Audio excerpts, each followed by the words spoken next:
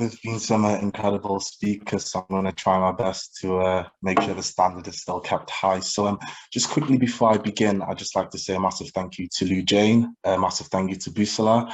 I can see Caroline there in the background, a massive thank you to her as well for giving me this opportunity. And I think the reason for having me on is just to make it a bit more personable.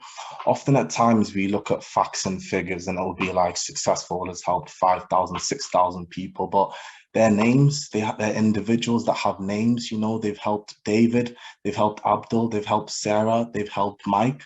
And also to think about the compound effect that not just helping Mike, but they've allowed Mike to be in a position where he can now offer his younger brother a job interview, allowing the next generation of his family to have a better chance of success. You know, they've helped Sarah in a way where she's able to create a business and now she can employ people in a local community. And I think just using an example a bit closer to home, I look at my sister, who's now a medical doctor, and she was both directly and indirectly a benefactor of Successful All. And because of her work and what she's doing now, you know, a father is able to go home to his children because she was able to detect early signs of cancer, or a young person is now able to have many more years of their life because she was able to treat them for sepsis. And it's that kind of impact that through Successful All helping her, she's now able to have a wider societal impact. So that's just my quick twos on social mobility and the importance and the compound effect. And so now I'm going to tell you a little bit about myself and my story. So I'm a first-generation immigrant. I moved to the United Kingdom at 5 years old with my mum and sisters. And I wouldn't say I was bad. I wasn't really a bad child, but I think, you know, some students do need a bit more support than others. And obviously, you know, with classroom sizes, at times it's not really a luxury, something teachers can afford to do. And so primary school, I wasn't the most well-behaved. I bounced around 3 different primary schools. And then I got to high school and surprise, surprise, my behavior got even worse. And so throughout the periods of year 7 to year 8, I would say I really struggled in the schooling system. So much so that around January of year 8, the school, whose name I'm not going to mention, my lips are sealed, the school turned around and basically said they didn't want me anymore. And because of the time of year it was quite difficult for students to find admission into schools. And you could also imagine that schools aren't exactly lined up to admit a child that has a history of behavioral problems. And so that's where my mum kind of took the big decision to pull me out of school, and she wanted to homeschool me. But now you can imagine she's a widow, a single mother with 3 children, and you probably understand that financially she wasn't in the best of positions. And so she reached out to Caroline, sorry, it's the Nigerian in me, Caroline. She reached out to Caroline as she was the head of Successful All at that time. And through her connection with learning hubs, as well as having access to private tutors, Caroline and the team were able to sort out a comprehensive homeschooling plan for me. And I remember being 13, and it was really strange because all my life, everyone had washed their hands of me. Nobody really wanted anything to do with me. But here I have this woman and this charity running around to create a homeschooling plan for me, you know. And it was also a bit of a period of cognitive dissonance. So I was doing the homeschooling for 6 months. And for the 13 years of my schooling career, I was being told by teachers that, you know, you have anger problems. You know, I remember one teacher looked at me just really confused, and she says, "What is wrong with you?" I was called a kleptomaniac. And then one that really, really stuck with me was when a teacher actually looked me in the eye and said, you're going to end up in prison one day. And to hearing all those things, and I'm a strong believer, and if you hear something enough times, especially at a young age, whether positive or negative, you tend to internalize it. But then for the next 6 months working, being homeschooled by Successful All, I'm hearing things like, you've got potential, you're intelligent, you know, if you work hard, you can do it. And there were often times where I'd give up and I'd kick off. And in the schooling system, when a child behaves that way, there's the door, stand outside the classroom, they give up on you.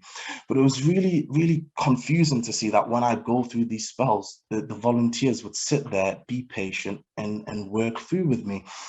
And I also remember as well, there's a lady from Oswald, and her role essentially was to assess homeschooling facilities to make sure they were adequate. And she turned around and she said, in all her years of assessing homeschooling facilities, she's never seen a young person that has been supported so much. And so I did the 6 months with Successful. It was a great experience. I really needed it at that point in my life. And I found a new school, which is name I will say, Ponteland High School.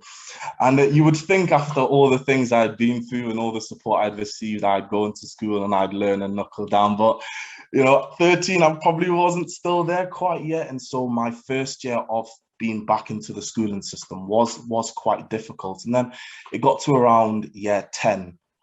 And I saw Caroline and I saw Successful, went to visit, saw the tutors, the volunteers, and I thought about my mum, and I really looked long and hard in the mirror, and I just saw how much investment so many people put into me, and how everyone had run around to do this for me. And so I thought, do you know what it is? At the end of the day, if I'm not going to do it for myself, at least let me do it for those people that have believed in me and tried. And so, yeah, 10, I got my head down and started listening, working hard, and finished high school with 9 GCSEs. I then got into sixth form and I managed to achieve 3 A levels. And I think that it's a very small thing and it's not the biggest of achievements, but for me, I was able to finish my sixth form and my final days in high school as president of Ponteland Community High School. And it was just such a proud moment when I look back at how I started school and how I was kind of not really supported and being called all these things, and everyone washed their hands to now being the head pupil. And so after I finished my sixth form, I then went on to a sponsored degree apprenticeship with Morrison's, which I'm now in my third final year. And it's been a fantastic scheme and I've learned so much. And I think just to bring it back to the topic of today's conversation, why representation matters. And so often at times I'll see the newspaper or see the media and I'll see young Black men. And the media does a fantastic job of giving us a great media image. But I'll look at these young boys and young men and, they'll be on the newspapers for gang crime, drug crime. And stay with me here because I'm going somewhere. But as bizarre as it might sound, I think, how intelligent are these young men? The leadership and communication skills required to run a gang has to be exceptional. The skills required to successfully evade capture from the police, you have to have a bit of wit about you. And thirdly, and I know I'm not advocating this in the slightest, but the logistical and financial operation needed to run a drug empire, you have to be quite savvy. And so I take a step back and I think, well, what if these young men were placed in the right environment?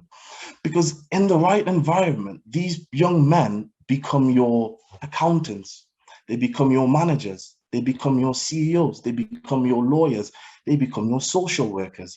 And I also think back to myself at 13, where I was at a crossroads where I could have gone one or two ways. And whatever limited intelligence I did have, it would have been used to the wrong thing. But these people at Successful saw me and were able to take the skills I had and use it in a positive way to society. And the same way I look at those young boys is, if only they're given the opportunity and the chance, they could be a benefit to society. And so I'm thinking, just asking myself the question, how do we tap into this talent pool? How do we tap into this resource? But then I stop and I understand that I'm a very strong believer in this saying, and it says, in order to solve a problem, you have to really understand the problem. And while empathy is an amazing thing and it's an incredible thing, I use this example sometimes when talking to my friends about women's issues. And I grew up in a household full of women all my life. It's all I really know. And I've watched them, I've heard their stories, I've seen them grow up. And as empathetic as I can be, I can't sit here today with a straight face and tell everyone here that I know what it's like to be a woman, because I don't. And there's a song by a rapper called Dave. It's called Black. I'm not endorsing you to listen to this song. Some of the lyrics are quite explicit, but there's one particular line that sticks with me, and it says, "You've struggled, but your struggle isn't a struggle like mine." And what does that mean? And I'm not here to belittle or judge anybody's struggle, because we all have our own cross to carry. We all have our own unique problems we have to go through. there are certain struggles as a young Black man that unless you are a young Black man, you'll never really be able to understand. I use an example of, one day you're this harmless, smiley kid and old ladies are giving you lollipops and they're playing with your hair. And then you get lost and the police are helping you find your mum and your parents. And then the next day, the same police officers are harassing you on a daily basis. And those same old ladies now cross the street when they see you. And so by having such understanding of the inner mind of a young Black man, it really comes from other young Black people. And so my idea behind this is by having people of color on board in representation, they provide such a great insight and depth into the day-to-day lives and struggles of these people in these communities. Why? Because they've lived it, they've been there, they know it. And I also believe in stakeholder. Sometimes when you see a young Black man on a newspaper, some people can just brush it off because it's not someone they know. But for our community, these are our brothers, these are our sons, these are our uncles, these are our neighbors. And so naturally, you already have a vested interest in helping bring out the best in these people. And so it also goes to that point of, I don't believe in a shotgun approach. When it comes to tackling crime, a lot of people use Glasgow as an example in the knife crime in Glasgow. But I say, what works in a white working class area to tackle issues will not work in an Asian working class area. And the same said that what works in an Asian working class area to tackle issues will not work in an Afro-Caribbean area. We need to be dynamic in the way we approach these things. It's not a shotgun approach, but to understand that the UK is very different and has very different subcultures. And if our goal here as people from social mobility charities is to help make the UK more socially mobile, we need to understand our stakeholders and the different groups and the different communities. And by having people who understand those communities in depth, and don't get me wrong, I'm a strong believer in empathy, but like I said, if you haven't lived it, if you haven't grown up in the culture, the insight you have will always be limited to a certain degree. But by having these people, you're able to then create and formulate strategies and plans to tackle the different social mobility problems and the different diverse areas. And so I'm just going to use a quick example. I've got 1 minute left, but I'll just say a very quick example. And as trivial as it might sound, it's actually a very strong example. And so I had the privilege of attending summer school at Success for All. And during the summer school, there was a lot of young Black men, but there was also young Black men who were mentors and helping facilitate, and they were able to create the sort of atmosphere and draw young Black men in because they knew what we enjoyed.